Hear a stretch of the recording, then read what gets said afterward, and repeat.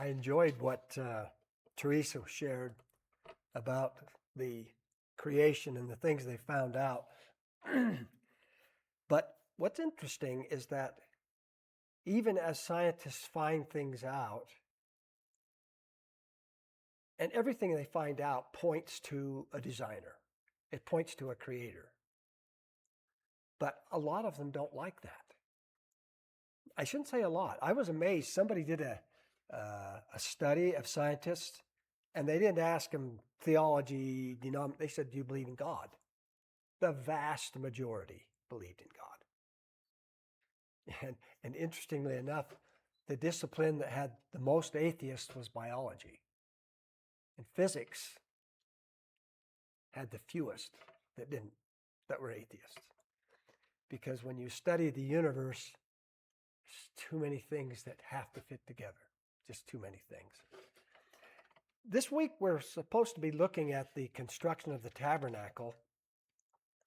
And, it gets into this, what I was talking about earlier, that I think we all know, and that is this interesting thing in life that if you can't accommodate things that seem to be the opposite, you'll have a hard time understanding life, because truth is so often not this or that. Very simply, you look at the arguments we have in Christianity over the Trinity, or over faith and works, or over predestination. And the truth is, none of those are right, and none of them are wrong. And if you can't accommodate that, you'll be in trouble. And why does God tell Israel to build him a tabernacle? Do you remember? What was the tabernacle for? What's that? A meeting place. A meeting place, but for whom? For God to meet. Yes, it's a meeting place for God to be with the people. And it says it very plainly. I don't know if you go to Exodus 25, it says, "There I'll meet with you." And why does God need a place to meet with us?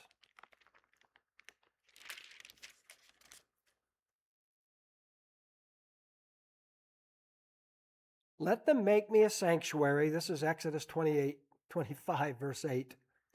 "Let them make me a sanctuary that I may dwell in their midst, exactly as I show you concerning the pattern of the tabernacle and of all its furniture, so you shall make it." Do you remember what the materials were that the tabernacle was built? What's that? Oh, that's part of it. Are you talking about the poles? I'm talking about the whole thing. Where did it come from? Where did the materials come from? Oh, it was the things that were given to the people as they left Egypt. It was a free will offering. It's very interesting. The Bible really takes pains to let us know that it was the voluntary offerings and that it came from the people. It didn't come from the priests. It didn't come from Moses. It came from everybody. And there were specific things they asked for. And when you think about where a lot of the stuff came to build the tabernacle, what was the ultimate source? Egypt. I think you said it. Egypt? Came from Egypt, didn't it? The gold, the purple. They were slaves. They didn't have it. But when they left Egypt, what had God told them to do? He said, "You ask the people." And on top of that, the Egyptians were willing to give it to them. There's something going on here that, in talking about preparing a place for God to meet with the people, for his presence to be there, there's a corporate nature. And I talked about that in my testimony. It's something I've really been seeing lately, that you have to be very careful with reductionist perspective. And you'll hear that word a lot now. I can't tell you exactly what it means, except it says taking life and reducing it to the either or, the 1 plus 1. And that's never accurate because life is the big picture. The reductionist part is there, but it's not everything. And when you look at God, where is God right now? Everywhere. Is everywhere right?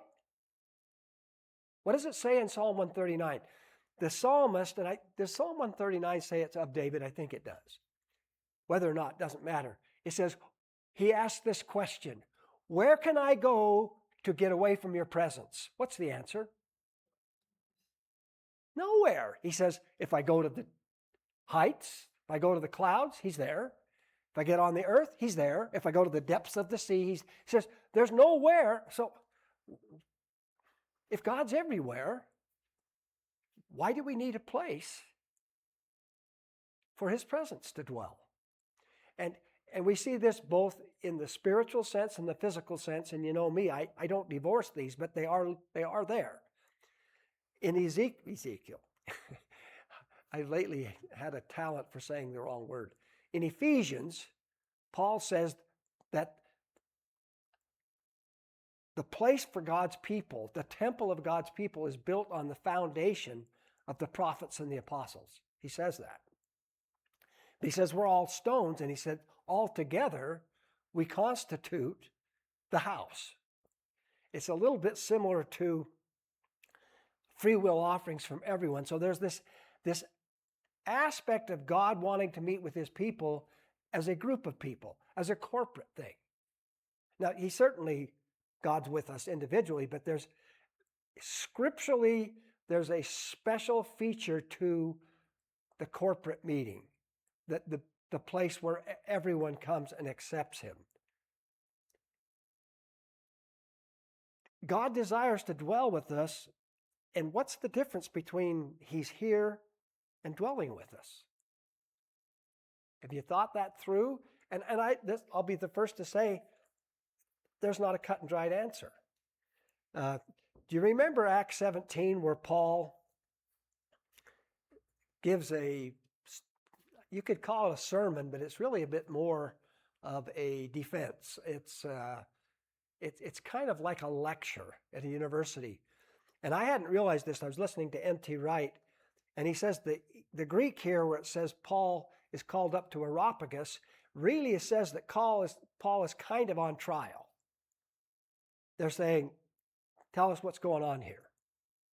You've been going around the city saying derogatory things about our gods. And if you look at, even today with just the ruins, go see a picture of Athens.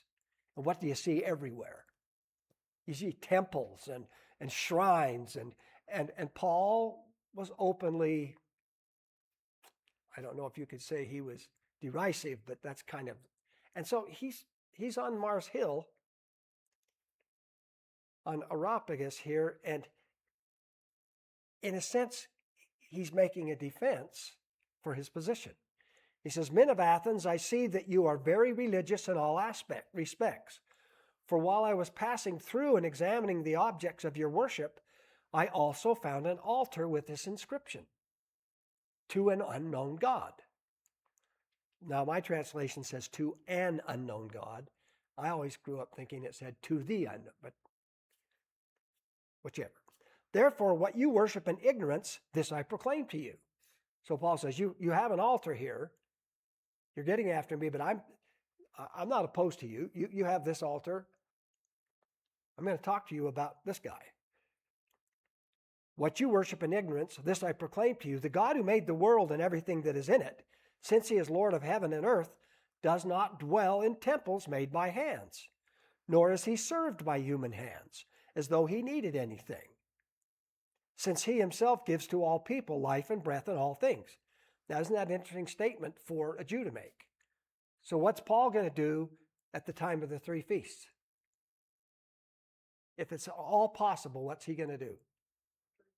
He's going to go to Jerusalem. Why? To be at the temple. And so the temple represents something, but Paul's very clear. And if you go back and look at Solomon, he says the same thing. He says, I built this beautiful building. It can begin to contain you. People can't. And so it represents something. It is a very real thing, but it's not. It isn't the thing it represents. He made from one man every nation, and actually, the Greek does not say he made from one man. The Greek says he made from one. He made from one every nation of mankind to live on the face of the earth, having determined their appointed times and the boundaries of their habitation, that they would seek God, if perhaps they might feel around for him and find him. It's kind of interesting. He says, people they're grasping, they're looking. Then he makes this statement, though he is not far from each one of us. Who's he talking about?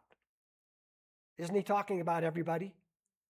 He's talking about every human. He says, he's there, he's not far from us. For in him we live and move and exist. Where did Paul get that statement? From a Greek poet. Everything Paul is doing here, he is preaching the gospel. He's preaching the God of Israel out of the culture of the Greeks. Now, of course, he can do that because he's very learned. Not everyone could do that. For we also his descendants. Therefore, since we are the descendants of God, we ought not to think that the divine nature is like gold or silver or stone, an image formed by human skill and thought. So having overlooked the times of ignorance, God is now proclaiming to mankind that all people everywhere are to repent, because he has a set day on which he will judge the world in righteousness through a man whom he has appointed, having furnished proof to all people by raising him from the dead. So Paul makes some claims here about God's presence. He says he's not far from us. And he says people are searching for him. And then he says God wants you to find him. But he makes it very clear that there will be a day of reckoning, so to speak, and it will be based upon the language he uses. He'll judge the world in righteousness through a man whom he has appointed. I've thought about this quite a bit. You probably have too, and that is this presence of God, because the number one mandate to the tribe of Levi and Aaron is what? Is to bring God's presence to the people. And yet God's presence is everywhere. We mentioned the one in Psalm 139, but I like this one in Jeremiah 23. Am I a God who is near, declares Yahweh, and not a God far off? Can a person hide himself in hiding places so that I do not see him, declares Yahweh? Do I not fill the heavens and the earth, declares Yahweh? I remember talking to a fellow, and I don't know where he got this idea. He had come from a Seventh-day Adventist background, and I don't think they think this. But every once in a while, he liked to get a smoke, and he didn't want God to see him. So he'd go hide in a building. And I remember thinking, I don't know if that's working. It was kind of an odd, I think, aren't we all pretty much, we know that we can't hide from him. God is everywhere. So this truth of the presence of God has to be put in some context, doesn't it? Because it's plain that he's everywhere. He's here right now. As Paul says, he's not far from us. And yet there's also this aspect that there's a type, I'm not sure the best word to use, there's a presence of God that isn't everywhere. And I can show you why. And I've brought this up several times today. It's very important to get a hold of this. Reductionist thinking is thinking that, well, if this is true, then that can't be true. That's not always true. In Proverbs, did you know that it says this? Do not answer a fool according to his folly. It says that in Proverbs. Do you know what else it says in Proverbs? The next verse. Answer a fool according to his folly. And you're like, what? What just happened? And what's that telling you? It's telling you that in one situation it would be proper and in the other situation it would not be. You know, Teresa says something that's very important, it's very scriptural. We're not to seek to know everything. We are to seek wisdom. I mean, it's great to know things, but if you don't know how to apply it, where does wisdom come from? It's basically experience, doesn't it? I mean, I think, you know, Lois teaches music, and she does a good job of teaching music. But there's no way on earth that Lois knew everything when she started that she knows now. I mean, she's probably learned a lot of information about music, but the music stuff hasn't changed a whole lot. I'm sure it's grown. But the understanding of how to deal with children, how to present it, how to get the point across, it only comes from one place, doing it wrong. I don't know about you, almost everything I've ever learned, I did it wrong. That doesn't work. And then you'll find out, well, it does in some cases. And I love this with David. How many of you, when you read the Psalms, get a little uncomfortable with David talking about, Lord, answer me according to my righteousness? Do you ever run into that? I mean, I read it, I think, David, what do you know, and then you come along to this. This is David. Do not enter into judgment with your servant, for no person living is righteous in your sight. He says both. Is he disagreeing with himself? Kind of, but not really. What does it demand? It demands seeing where does it fit, and also this is where I think scientists really, the vast majority of scientists now agree there was a beginning. There's a creation. There's some kind of design. Even people like Dawkins and some of these others, they came to a place where they couldn't completely believe what they had believed because there was just too much evidence. But what they don't want to believe is in a living God. And the problem is, life is what makes this. When you look at a machine is producible and reproducible and understandable. And you can reduce it to, you do this, and that happens. That's not how we are. That's not how people are. We're living. We're alive. We respond unique to the situation. And God is very much alive. And when it says he wants to be with us, there's an element of his presence that he desires us to be included in that is not the same as he's everywhere in everything. Because scripturally, I can't find anything that says God is not in everything, through everything. You can't escape him. And yet, I can tell you another story, and you all know this story. The story of Elijah. He had this great victory against the prophets of Baal and Asherah, and the Lord brought down fire on his offering. They hadn't had rain for 3.5 years. He prayed, and God sent a rain. He tells Ahab, you better get home to Jezreel. There's a downpour, which I'm sure Ahab is like, what? You know, they haven't seen we think we have a drought. But then he runs in front of the chariot. Now, I don't know how many of you know how fast a horse can run. Let me just tell you something. You can't run that fast. He runs in front of the chariot, beats Ahab to Jezreel.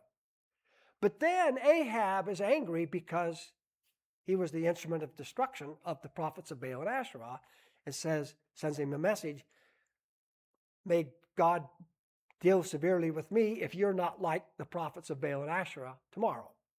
So Elijah runs. And I don't know about you, but I always read that story and I think, well, Where's that man of power that called down fire and all the other stuff? And yet, you know what it reminds me? Elijah is alive. God is alive. In that situation, God said, Elijah, you're going to have to figure this one out. Elijah runs. And he's so devastated because his greatest moments of victory suddenly looks like it didn't accomplish anything. And you remember, an angel comes to him and feeds him, tells him he needs to rest. He gets up and feeds him again. And he takes a hike to Mount Sinai. If you've been to Israel, this is a hike. And for 40 days and 40 nights, he does not eat. When he gets to the mountain, the Lord sends first this powerful wind that just shatters the mountain, and then an earthquake, and then a fire. And you know what the Bible says about all three of those experiences? What? God was not in it. We just established that God's everywhere. And God even did it. But in the sense that God is talking about his presence in this story, he's not in it. And then, depending on your translation, the New American Standard says, and then there was a gentle blowing. Some of your translations will say, there was a still small voice. And Elijah, right now, that's God. And he goes out to the mouth of the cave to listen. But God was, he was there, but he wasn't. When we talk about the presence of the Lord in the tabernacle, we're talking about the presence like the still small voice. We're talking about the presence. I mean, again, if you think about it, if God's presence was completely lifted from me right now, what would happen? I'd be dead. I'd probably be a puddle of chemicals. I mean, to even live his presence. But the presence we're talking about in the tabernacle is something special. Kaya. Yeah, I just want to point out, I've thought a lot about this through the years. It's important not to think, oh, that means God's presence is like a still small voice, or that God's presence is like this, and it's not this, because No, exactly. Go forward to the baptism of the Holy Spirit, and the Spirit broke in as a tongues of fire and as a mighty rushing wind. Exactly. Just these things. Of the Lord, that's how he showed up. And I think one of the greatest stories is Samson, because it says the Spirit of the Lord rested on him. He had been set apart by his parents. It even says it rushed on him at times. Yes, but the thing that was interesting is when he finally, it was one after another, women and the wine and whatever, and then when it came to cutting, the Nazirite vow, when he broke the last straw by telling Delilah that, okay, if you cut my hair, that was the last straw. But it says, when she said, the Philistines are upon you, he thought to himself, I'll get up as before and go out. He did not realize that the presence of the Lord had left him. How had he not realized that the presence of the Lord had left him? That's a scary thought. No, that's a great example, Kaya, Samson. I hadn't thought of it, but it does bring out this tension in the presence of the Lord, doesn't it? Because the Lord is present. He's here. He's not far away. And yet that presence, that manifest presence, I don't know what word you want to use, it was gone and he didn't know it. Samson didn't know it. And I've been thinking about this quite a bit because of this story. And it's interesting, in the building of the tabernacle, we mentioned that it was free will offerings from the people. It came from everybody. It wasn't just from one or two. And then what did God do to bring all this stuff into his house? He applied craftsmanship and beauty to it. It wasn't, the tabernacle was not just a pile of rocks, was it? It even says, speaking of the Spirit, and I'm sure you all remember this, Moses told the people that Yahweh, he used the name of the Lord, has called by name Bezalel, the son of Uri, and he's filled him with the Spirit of God. For what? To create beauty, to make vessels, to make the lampstand, to make the altars, and everything is for beauty. It's for glory. And there's another fellow named Ahisamach, yes, Aholiab, who's the son of Ahisamach, the tribe of Dan. Both these people, and it got me thinking that a big part, I think, of coming into the manifest presence of God can often be beauty. You remember when they brought the ark to Jerusalem? And the first time was a failure because they didn't carry it. They put it on but when they brought it that next time, and David put everybody in their place, and again, it was this sense of order. He called the gatekeepers and the singers and the instruments. Everything, there's this organization to create beauty. And I'll just ask you a question right now. How many of you have experienced just walking along in a regular day and suddenly something hits you that's gorgeous, beautiful, awesome? Like if you stepped out at night and you see the Milky Way or something, and it's like it opens up your spirit. Suddenly you go, and you take a breath and you actually sense the Spirit of God. I do this with music. There's music that I will hear it, and it will open me. And so I realized part of what happens in the tabernacle is taking the things that God has made that his people bring, but bringing them into order in the sense of beauty and honor and glory. Kai had your hand up. You have to be careful. Sometimes, things are just principles, but I think part of what you have, beauty is an instigator of gratitude. That's a good way to put it. And in a certain sense, if you look at how God describes his presence, it says he dwells in the praises of his people. And he's enthroned. Yeah, he's enthroned on the praises of Israel. So there's something about when our praise and our thanksgiving is combined, it's not just that God's presence is there, it's that because our awareness together of him, that's what manifests it in a certain sense, is our willingness to come together and acknowledge him is part of what makes the realization of him manifest. Yes, because he's there already, right? It's us coming into understanding that he is there. That's a good way to see this. And I've been thinking about it because it was the job of the priests to bring God's presence to the people, to bring his healing, to bring, I love the song we sang today, "For You Are My God." It comes out of, I think it's Psalm 16. If you go and read it, but it says, "For you are my God, you alone are my joy. You bring marvelous comrades. You are my portion, my delight." And all the words of that psalm come out of the heart of someone who's been or is in that presence. Who, just like you say, they've crossed. God is here. He absolutely is. But he's calling us to go through that veil, so to speak, that keeps it from us seeing who he really is. Because in his presence, it says there's fullness of joy, but what else is there? There's everything. There's healing. There's honor. There's glory. And I see our time is up today, but you might be thinking about that because I've noticed we're all reached differently. I think music impacts me more than most people. Some people are more impacted by words, some by both. But anything that brings you in contact with the divine, that's what Paul says. He says, you're all searching. He says, you're so close. You're so close. But he said, there is a God who sent his son, who died for you. And there's a beauty in that you're brought into the presence of your Father.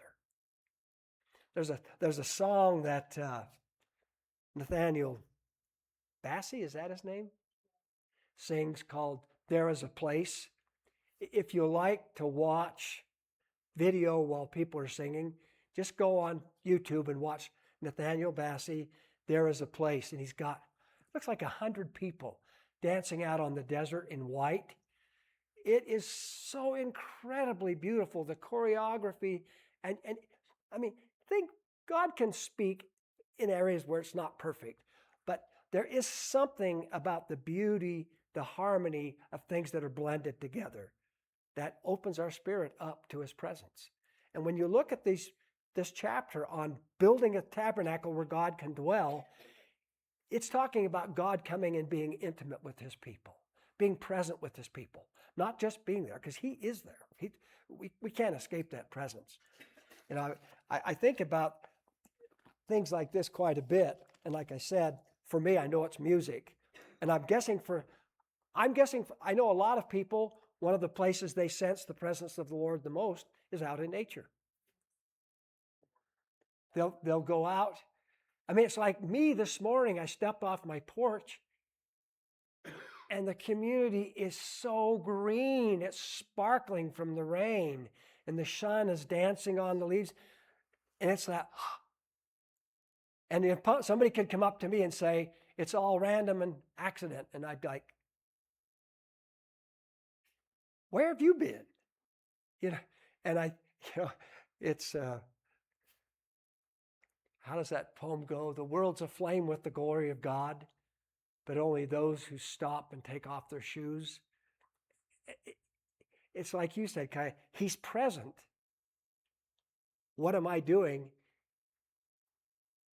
to experience that presence? And that's a lot of what's here. And I think sometimes we can do my reductionist thing and break it down. Well, and these are true. You need to wash in the laver. You need to go to the altar sacrifice. You need to return to the laver. You need to come to the lampstand. And all these things are true, but never miss the fact that we're approaching a living, breathing, I don't know, I guess he's breathing, spirit, but he's alive. And I always laugh when people say, I shouldn't say laugh, but I bewildered maybe, confounded by people that say they lost their testimony. And I think, well, then your testimony must have been in things. We have to be careful. Things are good. God does good things. But my testimony is not based on things. I love what Job says. All that horrible stuff that's going on, he says, though he slay me, yet will I trust him. And I know that I will see him. It's amazing what you know when you allow yourself to see what he's done with your whole self. A lot to think about, that our time's up. Let's all stand.